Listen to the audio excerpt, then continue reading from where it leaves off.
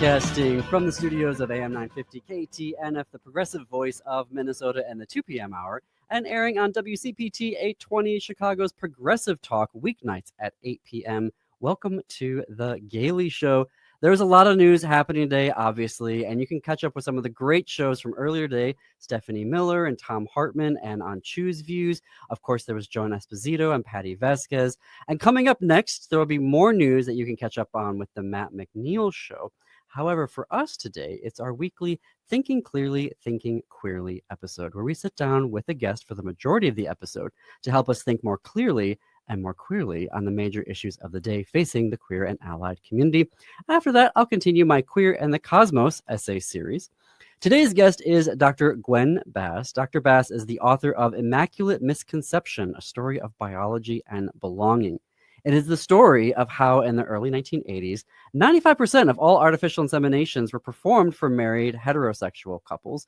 Among the other 5% were people like Gwen's parents, lesbians navigating a homophobic medical system ready to deny them children. Immaculate Misconception isn't just a window into a sliver of queer history. It raises questions that we all grapple with: who we are and the forces that influence us. It's a reflection on nature, nurture, identity, and belonging. Dr. Bass is an administrator in higher education and has developed graduate programs for teachers. She also provides professional development and mentoring for clinicians and educators in schools, government agencies, and nonprofits. Dr. Bass, welcome to the Gaily Show. Thanks so much for having me. Okay, so I gave the briefest of brief descriptions of your book. Maybe we should start with how you thought about your family when you were growing up, before you maybe discovered everything that sort of happened to create that family. Yeah. So, I mean, we all kind of grow up into a situation and we feel like it's normal because it's just our family and we're egocentric little people. What was different for me kind of growing up in that dynamic was that I would look around and be like, so nobody else's family looks like my family. And a lot of the language that I was given as a kid to use to describe my family, I had a mom, biological mom, and I had that as language. And then I also was living with her, was raised by her partner at the time, who, because my parents had to stay closeted, we referred to as my other parent. So it's not like the two mom model that you see now. It's very, very different in that sense. So I would kind of just walk around with like, yeah, well, my mom and my other parent, and people would be like, well, is your other parent a dad? Like, who's this guy? Like, who are you talking about? And then I was also, raised in a family with her son. So my other parent had a son from her previous marriage to a man, and I referred to him as my brother. And so for a lot of my sort of young existence, there were many things for me that felt like super validating and normal. Like my family had really strong connections to the queer community. Lots of people in that community sort of had family structures similar to my parents, often not having kids yet because we were some of the first, but, like women who looked sort of, queer, for lack of a better word, were definitely a part of my community growing up. It was very like normal for two women to be in love with each other. And that was definitely modeled for me. But when I would go to preschool, I had lots of experiences of kind of looking around and being like, and I referred to my other parent as Juju because her name was Judith. And when I was little, I couldn't say Judith. So I would say like, well, like I went with my mom and Juju, and people were like, what's a Juju? Like, what are you even talking about? So, it was an interest. So, I mean, to answer your question, I feel like for me, growing up, it was both totally normal. And I knew, but mostly from the narratives that I was given as a kid, that what we were doing was okay, like from my family and sort of like core sense. And also there was a very clear sense from the community I was raised in at large and society at large and what life was like in the 80s, that like, this was not like the world wasn't totally ready for us in a very particular way. And nothing about me was really reflected outside of that community, if that makes sense. Yeah. So I want to fast forward here to 36 years old, and you do a DNA test and you learn some things. I do. So I had been very clear, I by the time I was 36, I had adopted 3 kids. I was like, I was married to a woman. I had kind of just been like, listen, I'm doing life differently. I was raised on this belief that family, is who you choose to be in family with, and biology doesn't even really matter. And then one of my parents, my other parent, Juju, actually reached out and was like, hey, listen, some of the other women who inseminated using the same doctor that we did, like, it turns out some of those kids are related. And like, let me just show you a few photographs. And so she sent me some pictures and I was like, this is kind of creepy. You know, like, I've never seen anyone who looks like me because I don't have other biological siblings that I grew up knowing. Yeah. So I was kind of like, all right, you know, maybe. She was like, take a DNA test and see. And I kind of, even at the time, was like, well, what's the point? Because I already know who I am. Family doesn't matter in terms of biology. It's just who you choose to be in community with and close with. So eventually I did the test and you know, matched with several other sisters and eventually a brother. And now I think there's about 12 of us. And through that process, you know, started talking to these sisters of mine, and something so unexpected was really reflected back to me about like, oh wait, there is something about being in community and sharing a biological connection to people. And I hadn't really thought about like my lineage on my dad's side, or just, you know, I do a lot of work in the field of sort of like trauma and understanding inherited trauma or intergenerational components. And I carry with me like this whole piece of DNA that I hadn't even really kind of been willing to shed light on or really thought was important. And so for me, connecting with those siblings and finding that community in that way was almost like the reverse experience that I think a lot of people who are queer have, which is to grow up in a family that like doesn't quite fit them. You know, biologically they're related, but from a sense of belonging, maybe they feel like parts of them don't belong. My experience was kind of the opposite in an interesting way. Yeah. You write then, to follow up on that, you write in the book's description that in 1982, your birth was an inherent challenge to society's definition of family. And you describe the misconception as a scientific experiment. Share more about that then. Sure. So, I mean, I had this language, and I mean, I don't know if I was precocious or if I was just given this language, but I'm, you know, like, there's a vignette I write about in the book where I'm a 4-year-old sitting on the carpet at preschool. And I very vividly remember these experiences where, you know, it's like, go around and we're all going to say something about who's in our family, knowing that like in this progressive community I was raised in, I was the diversity that was coming to that conversation to like help everybody feel more inclusive. Um, and so in that conversation, really having like this whole like, so I have a sperm donor and people are like, what's sperm? Like, we don't even know what that is, you know? And I was like, what do you mean you don't know what that is? Well, I have a donor. And people are like, what's a donor? So there were these ways that not only was I sort of on the very sort of like front lines, almost trying to kind of push the envelope in terms of what people understood could make a family, and the fact that I didn't know my dad, right? Like, we had divorce was kind of becoming more common in the 80s. There were people who were single moms, but there weren't families that really looked like mine. Mm-hmm. And so I remember that. I remember sitting at my neighbor's house. I was really good friends with my best friend was my neighbor, and I was over there, and her grandparents were visiting from down south. I grew up in the Northeast, and they were like, "What do you mean you don't know your dad?" And I was like, "Well, I mean, you know," and I'm like, you know, 8, 9, 10, just kind of giving this explanation of how this technology is possible. And they're like, "Really?" You know, like, it's something they hadn't heard of. And so, you know, it was both, and it's been an interesting process to be raised by parents who made that choice, right? So there's like, I think now as a queer person, I certainly look back on their choices and go, that was really powerful and so important for our community, for people to start really figuring out how to build families. And also being at the front lines of that was really complicated as a kid, just trying to explain, you know, and it's, my mom passed several years ago, actually right before I wrote the book, which I think probably in some ways made it possible for me to write the book. But she passed, and I was looking through some of her old things, and she was just like a person who saved everything. And she had these articles that were written at the time of my conception. And there was a real debate in the medical community about whether or not the technology, as the obstetrician who ultimately inseminated my mom used to call it, he would say, the technology is available and it's not for me to decide how to use it. And in these articles was all of this sort of pushback and question of, we don't even know what happens for kids who grow up with this situation. Like, this could be a wild success or an absolute disaster. And I'd like to think that it's more on the side of success than disaster, but it definitely was new.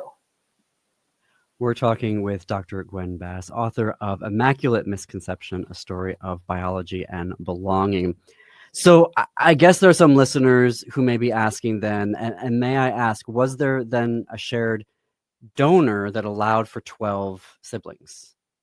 So basically, it was almost impossible for my parents to find a doctor who was willing to inseminate. And for a variety of reasons, including that to protect our family, they needed to stay closeted, because if my non-biological mom came out at work, she could have lost her job, and that would have been really difficult for our family. And there were lots of other reasons why it was important.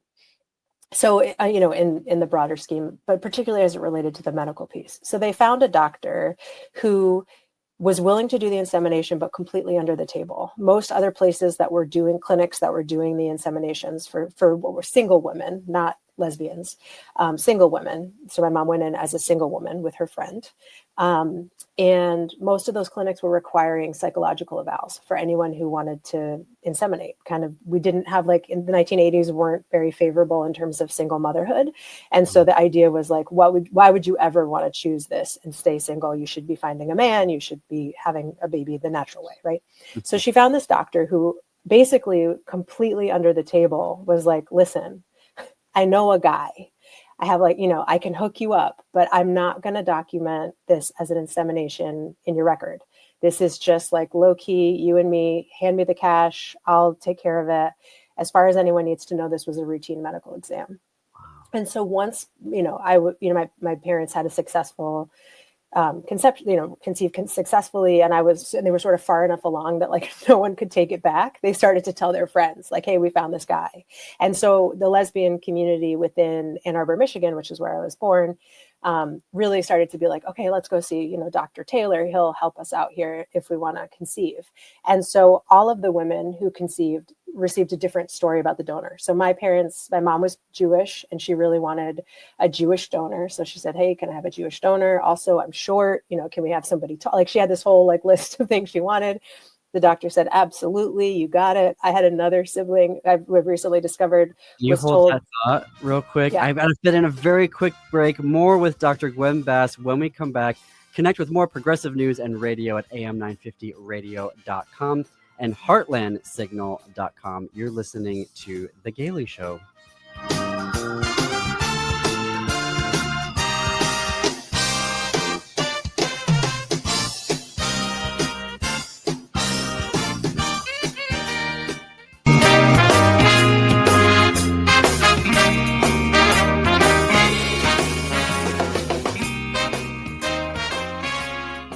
Welcome back to The Gaily Show. I am your host, John Parker. It is 21 minutes past the hour. Today is our weekly Thinking Clearly, Thinking Queerly episode. My guest is Dr. Gwen Bass. With decades of experience in K-12 teaching, school counseling, teacher training, and direct service, Dr. Bass helps schools create identity-affirming environments and design accessible learning opportunities. I'm going to have questions about that coming up. She is the author of Immaculate Misconception, a story of biology and belonging, the story of her lesbian parents conceiving through artificial insemination in the 1980s. Gwen, before the break, you were talking about how lesbian parents would go to this doctor and say they were like asking for very particulars of like who they wanted their donor to be. Can we pick up the story there? Sure. So in the same way as, like, we would go through a registry now, they didn't have that available to them. So they would put in these subtle requests. One of them was told that the donor was like a tall blonde guy. Someone else was told he was Egyptian. There were all kinds of different sort of things that our parents were looking for. And everyone heard the same, yep, you got it, no problem. It turns out he was none of the things that, he's like, which is fine. I think we're all at peace with who we are. It's okay. But he was a Hispanic guy who worked for, a local in the trades locally, and he was inseminating to put his wife through nursing school, which we've come to find out. So very long story short, and I write some about this in the book, but my siblings and I kind of worked together, and with some help from other folks, pieced enough of the few pieces of information we had together to discover who he was.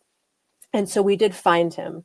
He had passed by the time we found him. He passed several years prior, which in some ways just felt like okay, like totally reasonable poetic justice to all of us. We were like, you know what, we never knew you. We've seen the picture of you, so we can kind of, see ourselves in him, and we all really resemble him quite closely. And we read his obituary, and we know lots of different things about him. And I think many of those things that we heard really resonated with us about who we are and the things we noticed that we had in common once we started communicating. And so for me, that piece around biology and connection really, I've only found later, and I can say, like, some of my siblings I talk to almost every day now. I didn't know them for 36 years, and we talk almost all the time. And it's like, oh my gosh, yeah, like it's almost like if you wrote into your journal and it wrote back to you. Like, it's like a very familiar sort of close connection that I have with many of them. So talk me through the idea then of biology as belonging, because I think in the queer community, as you were, saying earlier, it's about chosen family, the families that we choose, the families that we bond with, that we have those connections with. Talk us through biology as belonging. Yeah, I mean, I think I was shocked that biology mattered, or that I felt any connection in that way. I can certainly say that I think biology as belonging, and as I think about it within the queer community, is often really, about, like, I think I immediately go to gender affirmation and people who Mhm. pursue different kinds of gender affirming surgeries or different kinds of care to ensure that they biologically match who they feel like, right? I think, for me, that, like I said, that just really happened in reverse. And I think people make a lot of assumptions about who we are based on what we look like or how we present in the world. And sometimes that really, like, I when I walked through the world as a kid, people didn't know that my family was different. And so there was something very special for me about finding people who'd had that same experience, and not just tangentially within the queer community, but people who shared my biology and had that experience. And again, like I said, I think, as I've done more work around intergenerational trauma and understanding how that plays out for folks, I certainly feel more, I don't know if it's like honor or connection or awareness of my own biological connections.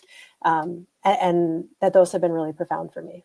And it's affected the way that I think about, like, I adopted 3 kids. And I think prior, not to say that, I think it's shifted the way that I think about their connections with their biology and the ways that I want to affirm those connections. Absolutely. For folks who are not quite sure what intergenerational trauma is, can you kind of unpack that for us? Sure. So, intergenerational trauma is basically the idea that over the course of generations, subsequent generations are impacted by the experiences that their ancestors had. So, a very simple example, I'm Jewish. I come from folks who were historically, like, if you just think specifically one generation back about Holocaust survivors, there are things that were encoded into the DNA of Holocaust survivors that affect subsequent generations of folks.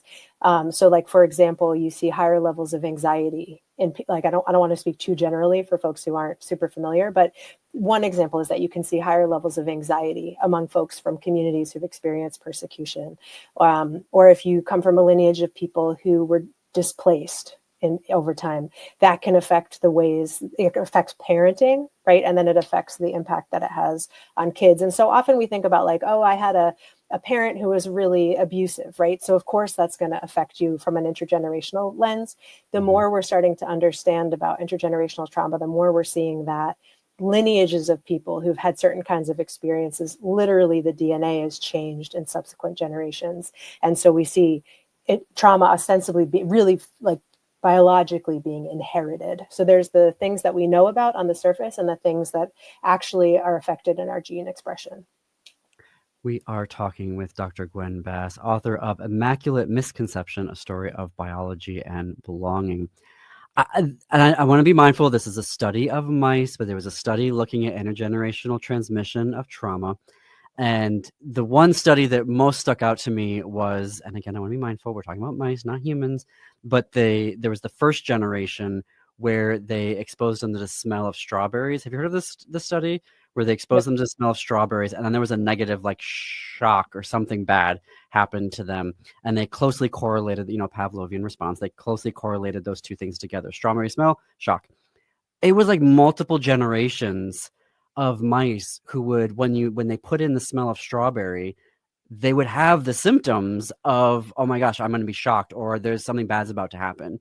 And I think that to me was a really great example of how all of these, these things can be passed down. When I started learning about that, I'm, Armenian American. And so like my family survived, my great grandparents and grandparents survived the Armenian genocide. And just when I learned about that, I'm like, oh, and when my therapist, I was like starting to talk, I'm like, okay, this might have some explanatory power. Yeah.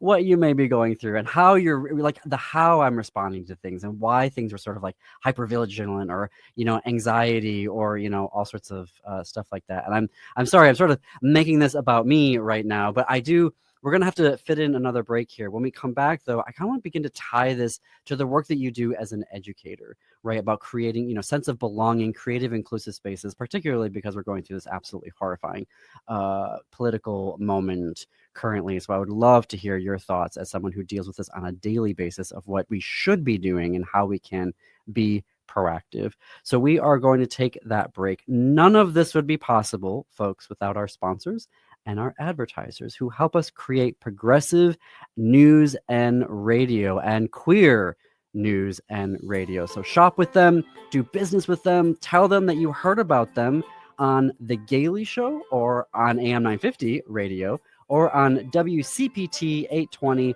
Chicago's Progressive Talk. More after this break. You are listening to The Gaily Show.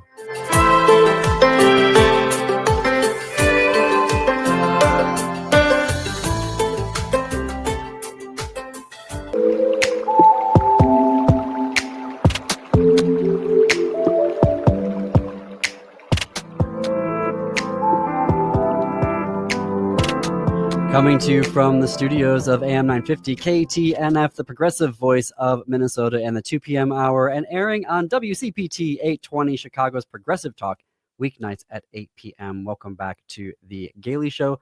I'm your host, John Parker. It is 33 minutes past the hour. Hello to those also streaming us on our YouTube channel, youtube.com/@thegailyshow. It is our weekly Thinking Clearly, Thinking Queerly episode where we sit down with a guest for the episode to help us think more clearly and more queerly on the major issues of the day facing the queer and allied community. With me today is Dr. Gwen Bass. Dr. Bass is the author of Immaculate Misconception, a story of biology and belonging. And it's also was an administrator in higher education, has developed graduate programs for teachers, also provides professional development and mentoring for clinicians and educators in schools, government agencies, and nonprofits. Dr. Bass, as an educator, I would be remiss not to ask you how you're processing and responding to this moment that we're living through, particularly as you advise and train educators on how to address trauma in the classroom and creating inclusive environments and universal design. Those are a lot of big things. The floor is yours. It's a big question. But the first thing that came to mind as I was kind of hearing what you're saying is, and it kind of connects to what you're talking about, intergenerational trauma, and the idea that the example you gave was having a really hypervigilant nervous system, right? So I notice everything, I'm constantly distracted. And I think a lot of us are medicating around with technology, for example, as you know, we certainly see that in kids. And so I guess I'll say a few things. One is similar to how I feel like we can often make assumptions about kids and their identities and sort of based on what they look like. I feel like it's really important to approach and this is like so silly and simple, but just to approach people with curiosity. And I think that there's less of that now than we've seen historically in a kind of a unique way, right? Because there's simultaneously this major focus on kind of weeding out people who don't look like the norm, is, you know, like ostensibly on a broad scale. Mm-hmm. But what I find in my work with kids and in supporting teachers and clinicians around their work with kids is that the more curious and straightforward we can be with kids about asking them questions about who they are, about like not assuming, about just building connections around their interests and being incredibly straightforward. It's like a shockingly simple antidote to what's happening on a broader scale right now, which is to say, you belong in this box and therefore we're going to treat you like this. And I think it's incredibly validating for people to have that experience. Mm-hmm. I also feel like there's kind of this interesting piece that I'm noticing in a lot of the spaces that I orbit where we aren't great about having honest conversations with kids about what's actually happening. And Mm-mm. so in the same way that we carry generational trauma in our DNA, kids are breathing the air of what's happening politically, whether their parents are having conversations on either side or in any way about what's going on, right? Like that toxicity is really in the air right now. And unless we help kids put words to it, they are little egocentric beings who feel like the world revolves around them, and they should, because they're dependent and they need it to feel that way. But simultaneously, they interpret anything that feels toxic or unloving as their fault. And so the more that we can do to kind of reify this message that there's a lot going on, you're really important, right? Like, let's be honest with you about what you're experiencing. What do you notice? How do you feel, right? Those are things that we're not doing broad scale a great job of engaging with kids around. And the less we talk about that big stuff that they're feeling and not having language to kind of put words to, the more we send them the message, like, you're not worth talking about. Like, what you feel isn't real. What's happening isn't something you're worthy of hearing about or talking about, and your experiences aren't valid. And so when I think about my own experience as a kid growing up in this funky family that didn't look anything like what I was seeing around me, one of the most valuable gifts my parents gave me was like, they weren't afraid to have conversations with me. They gave me words to put to my experience. My mom was like an incredibly staunch advocate, sometimes, more so or like in louder ways than I would have liked. But ultimately her goal was to just say, listen, you are like, what we're doing is really different. And I want you to be raised in communities and spaces where people are validating. And if they're not, I'm going to talk to them about it. And we don't have to stay here. Like, right. We can put you in a different after school program, or we can make different choices about what's going to happen for you on this sports team, because I feel like there's some homophobia happening. Are you feeling that too? And there were things that I probably wouldn't have interpreted as homophobic or sort of bigoted that really were. And, like subtle things, like as a kid, I remember hearing certain slurs from teachers, even, at school, and then coming home and making sort of like being like, Mom, so-and-so said this thing. Isn't that kind of funny? Because everyone was laughing at school. My mom was like, that's not funny at all. Like, there's nothing funny about that. And it's so inappropriate that even came up, and then she would go talk to the teacher. Right. And so that's just one example. But when I think about systems supporting kids, I feel like the best we can do is to be really honest with our kids in sort of developmentally and culturally appropriate ways to say, here's what's happening. And tell me about what you're experiencing, and let's talk about it, and give you words to be able to advocate for yourself and also make sense of what's going on for you. In case you're just joining us, we're talking with Dr. Gwen Bass, the author of Immaculate Misconception, a story of biology and belonging, who is also an educator working to provide professional development and mentoring for clinicians and educators in schools, government agencies, and nonprofits. Dr. Bass, there is a case in front of the Supreme Court right now to provide religious exemptions for parents to pull their students out of classrooms that are reading an LGBTQ picture book. That's, a children's picture book that's dealing with one thing, but it's got a picture on one page of a pride parade, or it's got a picture of two, same gender couple who are getting married. How should teachers, the problem, and the Supreme Court is most likely going to side with them, which would then mean that parents can pull their kids, which means teachers would have to create separate lessons plans, put them in different classrooms. I mean, it's just going to create chaos for these classrooms. And the fear is that teachers will then go, it's not worth it. We'll just not do any, LGBTQ content in preschool through 12th grade, because we just, why would I go through this when I already have 17,000 other things to be dealing with as an educator, because we underfund our schools, and that's a different show topic. How then would you advise? I mean, how are you either thinking through curriculum or ways, if this passes, of how teachers can still be inclusive of their LGBTQ students? So, I mean, and maybe this is a little bit unpopular, but I'm going to say it anyway. So I work in a school. I work in a school right now. I felt like I'd been working with adults for so long that I needed to go back to kids to just get a little street cred. So a couple days a week, I work in a school because I feel like I need to know what I'm doing. Needed some new material, but these kids. So one of the things that the school has is a curriculum around self-advocacy and sexual health. And that's something everybody wants their second grader being a part of a conversation about. So they have an opt-out policy similar to the one that is before the Supreme Court right now, where parents can say, I don't want my kid to participate in that lesson. What I think, and I will say that at the school that I work out, a very small handful of families opt their kids out for whatever reason. Those kids have something they go do, but they are the outliers. And I think my unpopular plug would be to say, I don't like condone or think we're headed in the right track by trying to allow folks to opt out of expanding our definition of what is normal and what is okay by sharing picture books with, you know, diverse families, or kind of creating different kind of options for people to see what's possible, right? That whole idea of I have to see me to be me, I think is so important for little kids. And I think part of the question that the Supreme Court is sort of grappling with is simply introducing those kinds of topics, like, you know, coercing kids into becoming more gender expansive or something, right? I think it's just important for kids to have lots of visual representations of lots of things, right? So I'm definitely on board for that. And I will say, and maybe this is me being incredibly progressive, I walk by those kids who are sitting outside of the lessons while their class is having an awesome time, having a really cool discussion and reading a book, and think, it sucks that you're missing out on that. And I want that to feel uncool to you. Like I want you to feel like, and not in a shaming way, but in a like, I want you to know that there's something you're missing out on, and that I want you to want to buy into that, right? And I think, so when I in an ideal world, if this were to pass, I would want the kids who are being opted out to feel like, hey, I want some agency here. I want to be a part of what my class is getting to do. Like, that's really cool. That's where the cool stuff is happening.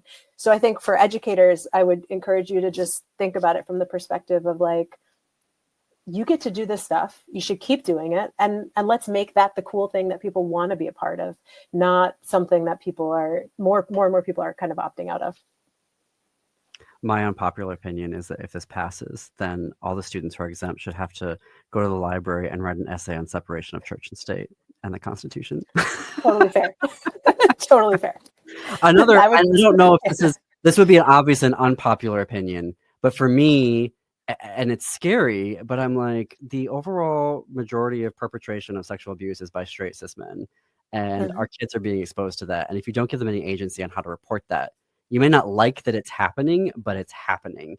And, you know, that for me is, you know, another thing of why we need to have that education in elementary schools. But, you know, I'm not going to get in that fight with them right now. I am curious, though, since you're doing that and you're being in the classrooms, building your street cred, how do you see, there's this idea that always the next generation is going to be more inclusive and more progressive when it comes to LGBTQ, people and identities, and et cetera. And then the last election sort of began to challenge that with how Gen Z, the 18 to 24-year-olds were voting. And so I'm curious, as you're working with students right now, do you still see that trend happening? I mean, is that just something that we like to tell ourselves as the Zennials and the, Xers and whatnot?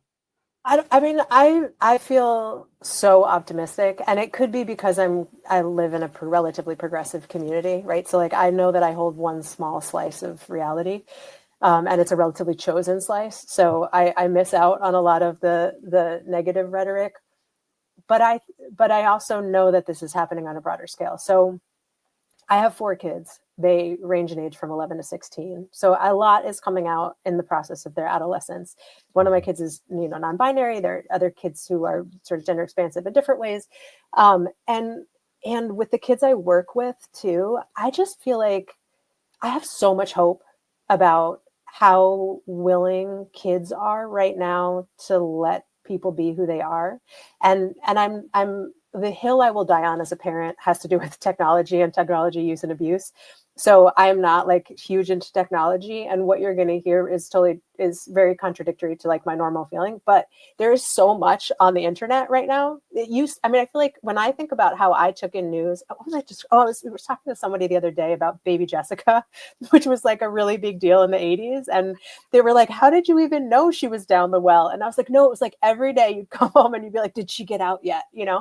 But like, there was this way we consumed news that was so narrow and so specific. And now everyone's stuff is hanging out all over the place. And if there's a silver lining to that in my mind, it's that kids see lots of different ways to be in the world. And obviously there are algorithms and things that feed them different stuff, but my kids have all had like multiple friends who've, different genders over time and different chosen names. And they'll refer to someone and I'm like, who is that? And they're used to be, now is. And I'm like, oh, okay, cool. Like, got it. But that sort of comfort with expansion and flexibility and being who you are actually does feel really possible, especially with younger kids right now. So I feel hopeful. I am so glad to hear that.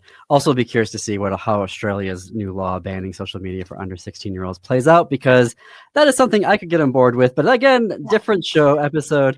We are including links in our show notes and on our website to buy Immaculate Misconception, A Story of Biology and Belonging. I've got less than a minute left, but Dr. Bass, how can folks connect with you either online or also to bring you to their school or do professional development with you?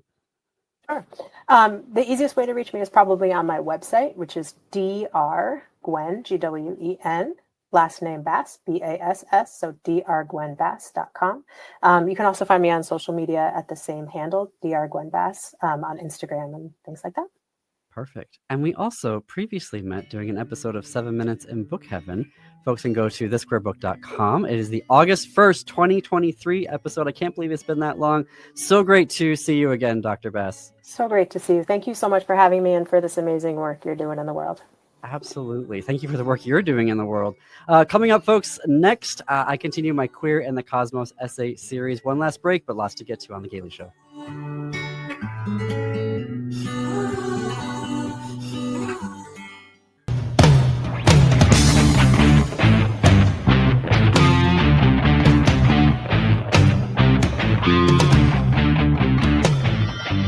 Welcome back to The Gaily Show. I'm your host, John Parker. It is 9 minutes before the top of the hour. Every Thursday, I close out our Thinking Queerly episodes with a weekly essay series I call Queer and the Cosmos, which is an opportunity to understand queer life through the exploration of the cosmos. Here is my latest essay, available only here on The Gaily Show. Light year number 10, Space Snow. It's the time of the year where I become slightly irrational. And by slightly, I mean full-on irrational. And by irrational, I mean prone to outbursts of anger and cursing.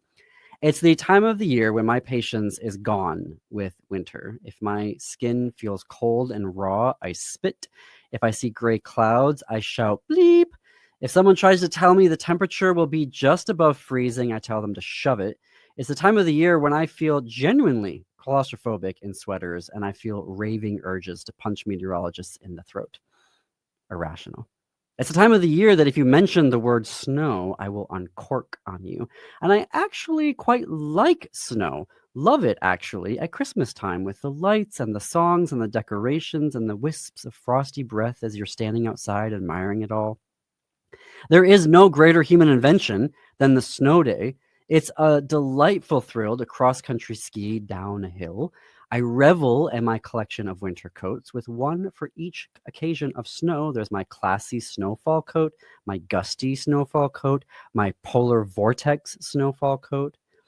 It's the time of year now, though, when even those coats exhaust me. If I have to put them on one more time, I swear to God I will burn this building to the ground just to feel warm again. True, I do have a biological need for starlight. I have osteoporosis. What that practically means is that starlight on my skin gives me the vitamin D to quite literally make my bones stronger and denser. I feel a visceral need for it, like a coyote for meat. And when I find it, I yip and howl for the other coyotes. It's here. The hot starlight is over here. It's the time of year where I don't howl for the moon, but the sun star. And true, I have a mental health need for it. Psychologically, my mood brightens. Again, literally, when I stand in that sultry starlight, it's that moment you experience when you transition from sleep to wakefulness. That is the sensation I feel when I just stand in the sun star, let alone bask in it. Keeping it from me is a surefire way to unleash a feral response. So last week, when the godforsaken algorithms of the internet found an article I might like, I raged because the headline was Space Snow Visible in Bright Baby Solar System. The NASA article is from 2016. How? Why? What possessed the algorithms to pull that article from 9 years ago into my orbit? I fed it no search terms that would have resulted in Chrome suggesting it to me. But here we are, and now I'm sharing my burden with you. If I have to suffer through this, then so do you. Apparently, yes, it snows in space. Obviously, I'm not surprised it snows on planets. Everyone knows there are planets covered in ice. I was surprised in regard to Mars. I think of Mars as a perpetual desert, which in my mind translates to hot. But apparently the average temperature is minus 80 degrees Fahrenheit. Not only does that mean I will never, ever set foot on the red planet, but back in 2008, NASA's Phoenix lander observed water ice snow at the North Pole. Now, what I've learned is that to create our planetary home, you need space snow. After a star is born, there's large disks of gas and dust that rotate around it. These ultimately accumulate into clumps of gas and dust. These grow bigger, eventually to the size of planets. Obviously, the star is hot. And this means that any water within a certain geographical distance of it is gaseous. But if you fly out further away from the star, say about 280 miles, you'll find that the temperature cools. In that low pressure environment, the gassy water molecules transform and coat all the dust and particles with ice. This is called the water-snow line, space snow. Then in 2016, in Chile, the Atacama Large Millimeter Submillimeter Array, ALMA, captured the first ever image of that water-snow line, but not in the way they intended. They weren't even looking for it. They were observing the star V883 Orionis. Suddenly, V883 Orionis flamed brighter, 400 times more luminous than our sun star. Large amounts of material from its surrounding disk of gas and dust started falling onto the surface of V883 Orionis, and like a campfire, this new fuel caused it to flare so bright, so hot that it pushed its water-snow line away from itself. How far? Well, it was already about 280 miles away. Now the water-snow line was 3.7 billion miles away. Why does it matter? The water-snow line may actually explain how water helps create planets. Inside the water-snow line, where it's hotter, the water vaporizes, allowing for dust to coagulate into rocks, right? The water is gaseous because it's too close to the star. Rocks then begin to accumulate into bigger rocks. They smash into each other, et cetera, until you have a planet-sized rock. Outside the water-snow line, where the temperature is colder, everything is covered in ice. And as it accumulates, you basically get a cosmic snowball. And as these snowballs get bigger and bigger, because of the ice and water, they grow into the colossal gas giants. Jupiter, for instance. In 2023, the James Webb Telescope began to observe other instances of this happening, providing more data that this water-snow line is a key stage in the development of the various types of planets in a solar system, the various types of planetary homes. But for right now, I appreciate the fact that it was the lack of snow and ice that led to my own home on this planet. We don't have an accretion disk anymore orbiting our sun. We are way too old for that. But it's nice to know that our original snow and ice was exactly where I wanted it, billions of miles away, creating other planets and leaving me alone. That is my essay for today. Coming up next is the Matt McNeil Show. Follow us on Blue Sky for more progressive news and analysis. We're at thegailyshow.org. You can watch us anytime on our YouTube channel, youtube.com/@thegailyshow. And until tomorrow, keep it queer, America.